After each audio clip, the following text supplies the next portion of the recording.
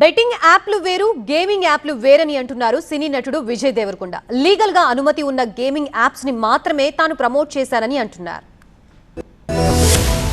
Gaming app కేసులో హైదరాబాద్ లో ED ఆఫీసులో విచారణకు హాజరయ్యారు Tollywood hero Vijay Devarakonda.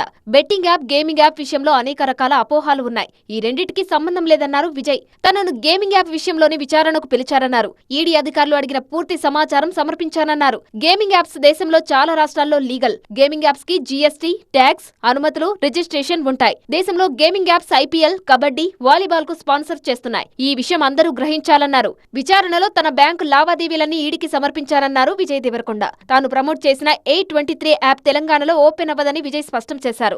Legal apps geo location lock ఉంటుంది. మీరు కొంచెం రీసెర్చ్ చేసి ఈ యాప్ A23 యాప్ తెలంగాణలో వాడాలని చూడండి. అది ఓపెన్ కాదు. ఓపెన్ అయ్యి మీకు మెసేజ్ వస్తుంది, ఈ ఏరియాలో మీరు అలౌడ్ కాదు అని. పర్టికులర్ కొన్ని స్టేట్ గవర్నమెంట్స్ లీగల్ గా అలౌ చేశాయి, కొన్ని స్టేట్ గవర్నమెంట్స్ లో అలౌ చేయలేదు. లీగల్ గేమింగ్ యాప్స్ మాత్రమే తాను ప్రమోట్ చేశానన్నారు విజయ్. తాను చేసుకున్న కాంట్రాక్ట్, అమౌంట్ వివరాలన్నీ ఈడీకి ఇచ్చానన్నారు.